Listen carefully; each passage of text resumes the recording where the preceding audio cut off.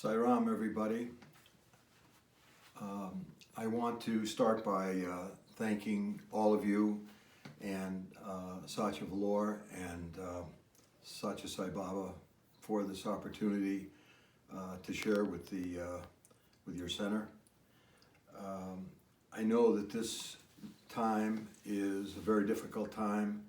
I know that people all over the world, but here in Connecticut also, have had problems with the coronavirus. And so to those of you who have had friends or family who have been affected, please know that Patty and I offer our prayers for all of you. And we hope this thing sort of clears up. You know, back several years ago, when Baba was on Earth, somebody asked him when was the New Age coming, when was the Satya Age coming? And Baba said it was already here, and they said, well, how can it be here with all the pain and suffering that we see, wars and that kind of thing? How can the Satya Age be here? And I think all of you have heard the story where Baba pointed to a fan that was going and said, if I hit that switch, what will happen to the fan? And the fellow said, well, it would slowly wind down. He said, right, and if I went over to that fan that is not on and I switched it on, what would happen? And the fellow said, well, that fan would slowly wind up. And that's what Baba agreed with and nodded his head and said, yes. He said, the old age is winding down and the new age is winding up. When a new age comes, or when anything like this comes, we're talking about it being a birth. So we're birthing the new age, we're birthing the Satya age. In birth, we know that there is pain. And so my feeling personally is that as the old age winds down and the new age winds in, the birthing process takes effect. There is pain as we introduce the new age. My particular view is that the Satya age is here, and with my understanding, it's interesting that it coincides with the astronomical age of Aquarius that is also birthing. And the age of Aquarius, in astrological terms, is supposed to be an age of cooperation and positivity and people coming together, working together to make things happen. I'd like to just stop right now and play a little song that Patty and I wrote back over 20 years ago, and then we played in front of Satya Sai at Puda Party, because the song, I think, really typifies what stage we're at right now with this coronavirus. So if you don't mind, I'm going to try a little song, and if you know it, sing along in your hearts or whatever. In storm and gale, our fears abound. Strong winds descend, blow us around. With doubting minds and fears profound, the winds of change can take us down, but we must walk this walk with Him, no matter how strong those winds blow in, and He will light our way each night.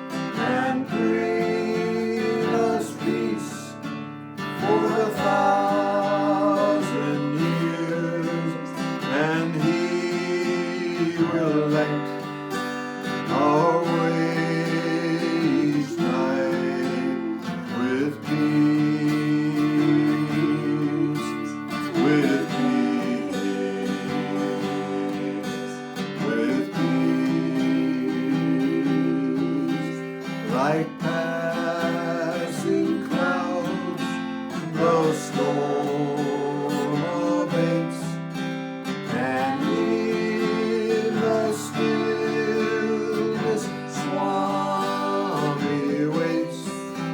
So laugh and smile and be complete, for Sai is here in all that we meet, and He will light our way each night with love, with love, with love. Yes, He will light our way each night with joy, with peace, with love, with joy, with peace, with love.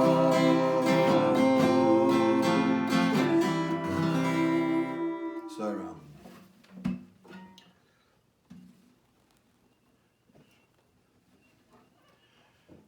You know, the way I look at everything that's happening is that we are in the birth of the New Age, that actually we're living in tremendously auspicious times.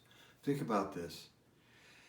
All of us know about Shirdi Sai Baba, the first part of the tripartite avatara. We know what he did. We know what he taught.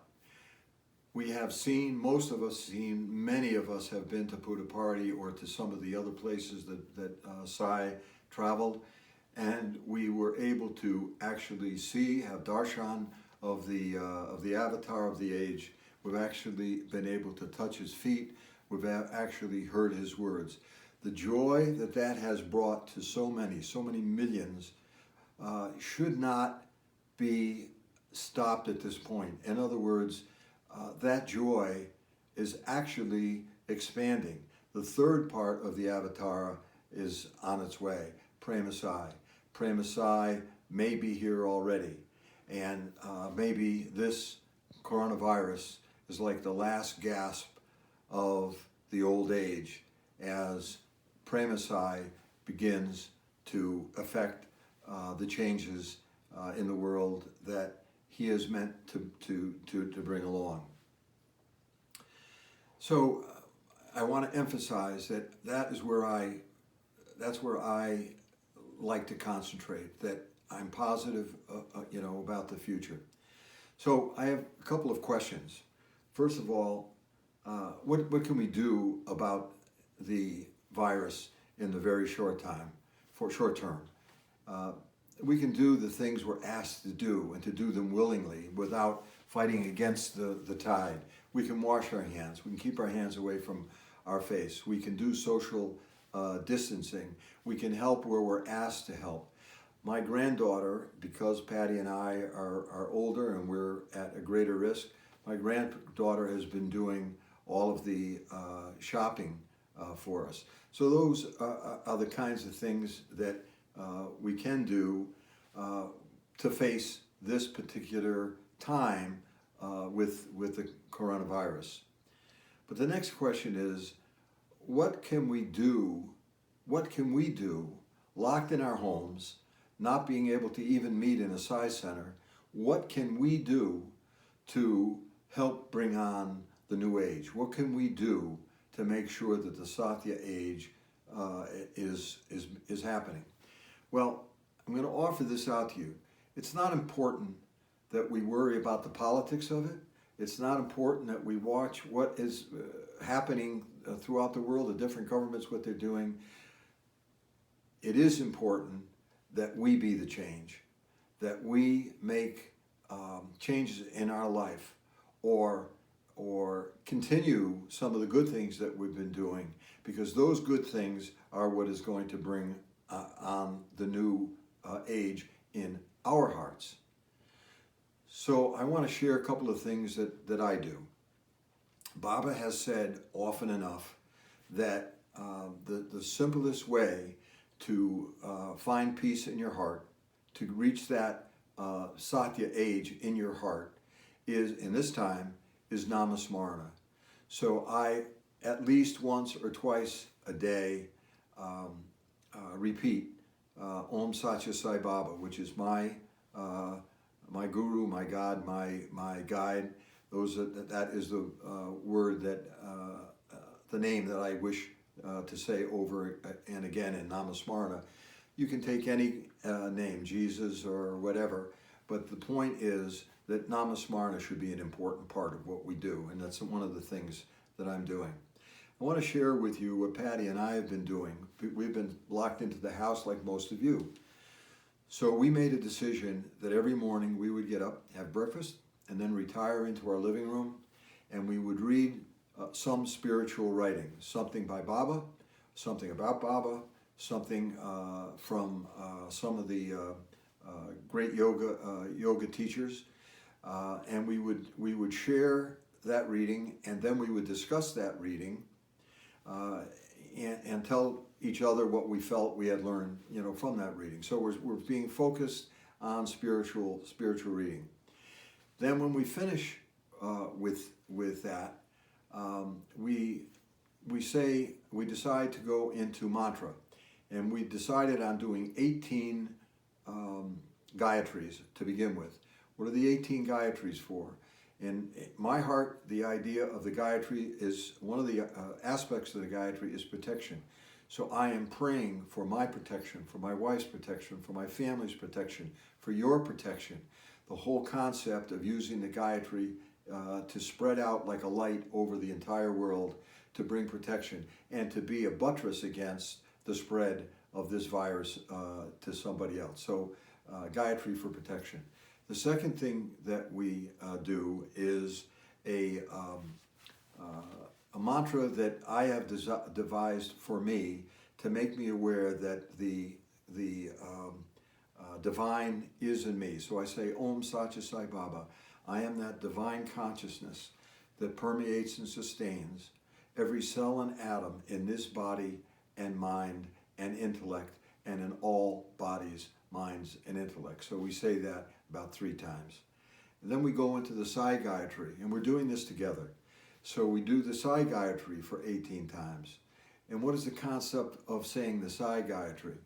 Well, I'm asking Satya Sai through that Gayatri to grace us. Grace us. When I say us, me, my wife, you, the entire world. Grace us with what? Grace us with a rise in consciousness, a greater awareness of our interconnectedness, that we are all one. The basic teaching of Sai Baba, that everything is one, that I should honor you because you are God, because I am God. This is what the concept of the Sai Gayatri. And so we do that. When we finish with that, we do Samasta Loka, again, asking for peace to be brought to ourselves, to the world, to the universe.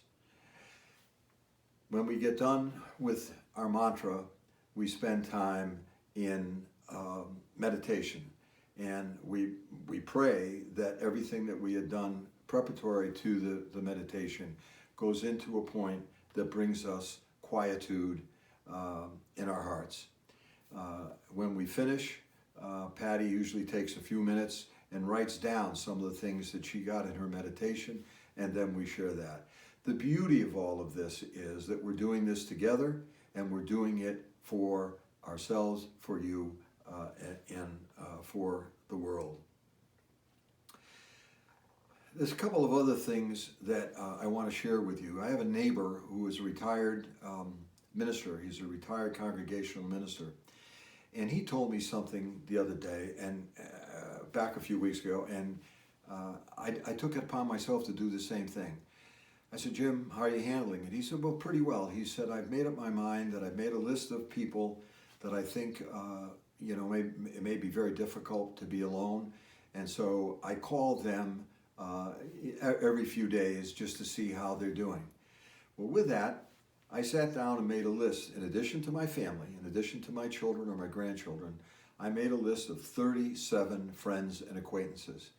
And I have tried to make telephone calls or emails to those people on the list. And I want to share one story about that. Years back, I taught CYO in a Catholic school, Catholic church. And I taught juniors and seniors in high school. One of the people that I taught was a fellow by the name of Mo Gagnon. He was like 17 years old, and I was like 26 or 27 when I was doing that.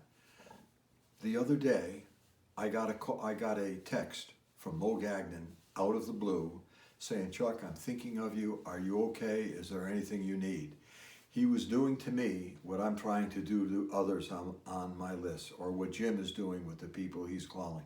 So this is something that if we realize that there's others out there who could still need us, who could laugh with us over the phone, or who would appreciate just being recognized, then we're doing something active. It's a seva. It helps them and it makes us happy.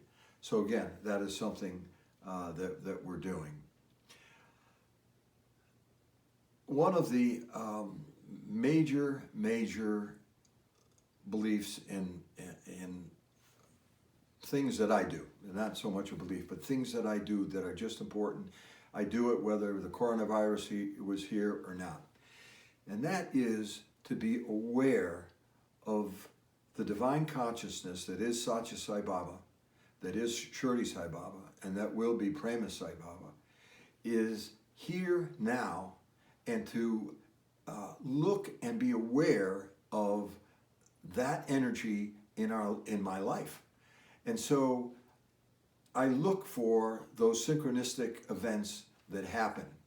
And I encourage each one of you to do the same thing in the quietude of your own home, locked in your own bedroom, whatever, but to just think about the many times that you have been aware that Satya Sai was touching base with you. What is that? That's the grace and the love between the avatar and ourselves. And I want to share one story only to emphasize this concept, so that we're much more aware of what I'm getting at.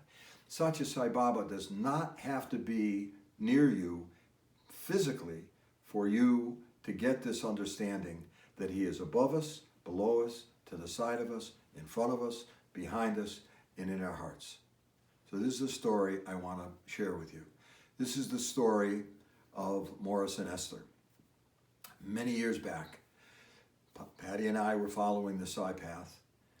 I got a call from a client who had won 4 passes on a cruise ship to the islands.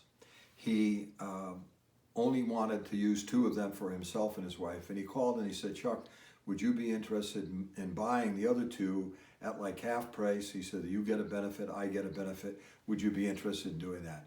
Patty and I talked it over. We said, "Sure." So we went on this trip. Well, it turns out that whenever we sat down for dinner, everybody at our table was participating in the same kind of business that my friend was, and everybody at that table was of one particular religion. My friend said to me, "This older couple that is here are the parents of a competitor of mine. I would appreciate if you and Patty would sit between them and me, so that I wouldn't have to interact with them." So Patty and I sat between this older couple and my friend and his wife. The other lady that he was trying to separate from him, the wife, kept asking me, "What religion do you follow?" Because everybody at the table was of the same religion. "What religion do you follow?" And I tried to ignore the question, but finally it just became overwhelming. And I said, "Look, I'm a follower of Satya Sai Baba. I follow his particular teachings." Out of the blue, her husband, Oscar, said to me, "Oh my God, my brother is a devotee of Satya Sai Baba." Now I can guarantee that there were no other Sai devotees at that time on that particular ship. And here I am sitting next to the brother of a Sai devotee. And it turns out that his brother Morris had cancer, stage 4. He was dying. Oscar asked me if I believed that Satya Sai Baba could heal Morris. I said to him, Baba has cured many people. Yes, I'm sure he could cure Morris. Whether he would, I have no idea. But does he have the power to do so? Yes, I believe it. Okay? Now let's fast forward. About a month later, Patty and I are home. I got a telephone call from friends of ours who were also friends with Morris and Esther. And they told us that Morris, stage 4 cancer, and his wife Esther were going to India to see Sai Baba. It was something that he always wanted to do. It was on his wish list. I couldn't believe it. I said, well, how is he doing this? And the friend said, well, his brother, Oscar, paid for their trip to go. His brother is hoping that there'll be a cure. Well, I just thought it wonderful that his brother, who was not a Sai devotee, would pay the money for his brother. The feel your love there was obvious. I had Oscar's telephone number. I called Oscar and I told him, I said, Oscar, I've heard about what you're doing for your brother. That's just really wonderful. I'm just so happy that Morris is able to go. I said, to pay for this trip is just a great service. And Oscar said, Chuck, I didn't pay for him to go. I said, well, I was told that you did. And he said, no, Chuck, I'm a poor man. He said, I could not afford that to send him all by myself. He said, but I spoke to everybody in our family, and everybody chipped in. The young kids gave nickels and dimes. He said, my 92-year-old sister, who only had $3,000 to her name, took $1,500 of that, one half of what she had, and put it into the pot. I put what I could. Other members of the family put what they could. We raised $6,000, and we were able to send him to India to see Satya Sai Baba. Well, Morris went to see Sai Baba, had a wonderful trip. He left under using so many medical things that were not available to him when he was in India. He did not have to use those things. He was not cured. But when he came back, he said, this was a wonderful trip for me. Baba has cured my mind. He said, I am at peace. Now, I want you to look at this story. What I'm getting at is Baba was not present when my friend called me and asked me if I wanted to buy the tickets. Baba was not present physically when I went on that trip. He was not physically present when I was seated next to Oscar and his wife. He was not present when his wife asked me about religion. And he certainly wasn't physically present when Oscar told me that Morris was a Sai devotee. But you could see the weaving of Satya Sai Baba, bringing me along, bringing Patty along to the point where we were a catalyst. We were an instrument for Baba to bring Morris to him and to ease his mind.